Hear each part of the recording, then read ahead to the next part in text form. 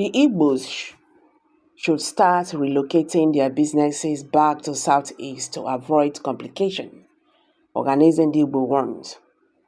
A prominent figure of the Ohanaeze Igbo, the happy socio-cultural organization Okechukwu Isiaguzoro, has called on the Igbos who are into business in Lagos to start relocating their businesses back to the Southeast to avoid future demolition. The statements arose as the chieftain in the group saw a disturbing video circulating online of helpless Igbo traders at the Trinity Spare Parts Market in Apapa, Lagos, lamenting over their inability to recover their goods and products after the demolition. According to the chieftain, he expressed displeasure over the demolition taken by the Lagos state government, which had destroyed their businesses without being compensated. The Secretary General of the Ohanaeze Igbo has urged President Bola Ahmed Tinubu and the Lagos State Governor Babajide Sanwo-Olu to immediately intervene to protect the rights and interests of the Igbos regardless of their ethnicity. According to a reliable news source from Daily Post, Isiaguzoro said the relentless targeting of Igbo traders and their businesses under the guise of development is unacceptable. Ohanaeze Igbo employs Igbo traders to relocate their headquarters of their business to Igbo land to avoid further complications arising from future market demolitions.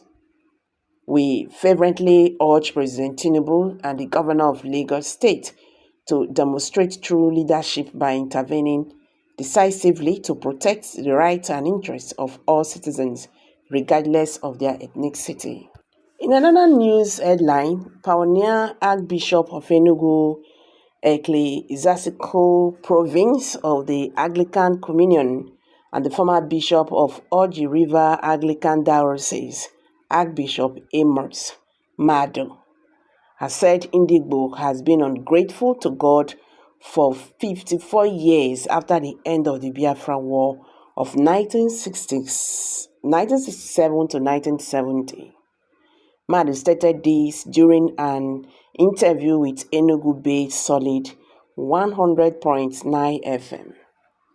He noted that the self-imposed slavery the Igbo nation presently finds themselves in shows that God is still in charge of the world.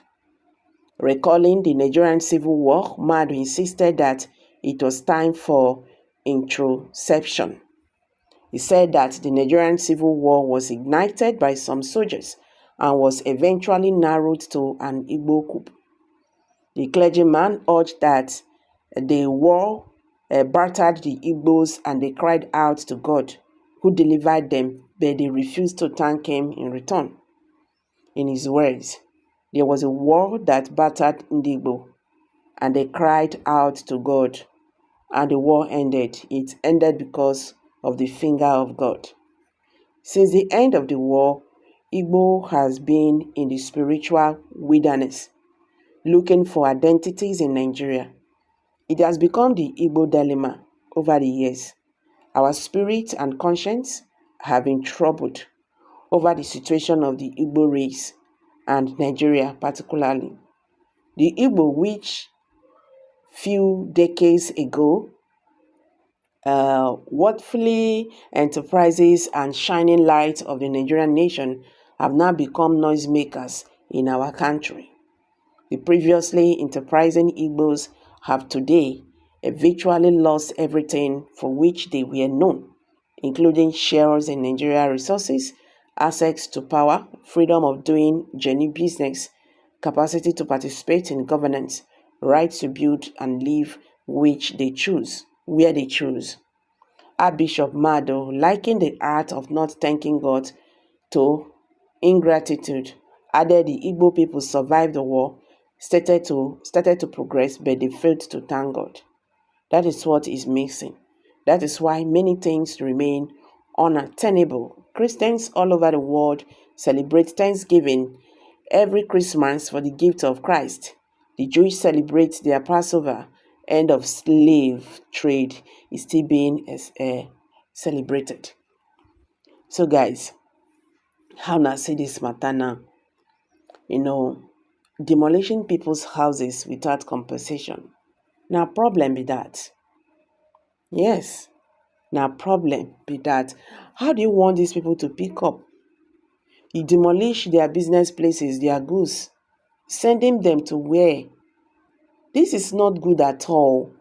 No matter how we see this is a kind of, I don't just want to say this because this is bad. Yes, this is really very bad. You demolish people, you demolish people's homes, you demolish people's business places without thinking of how to compensate them. What exactly do you want them to live with?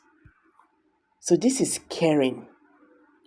Don't also forget that the Yorubas are living in other parts of this country and nobody is disturbing them. Yes, nobody is disturbing them. Why can't we just live in peace?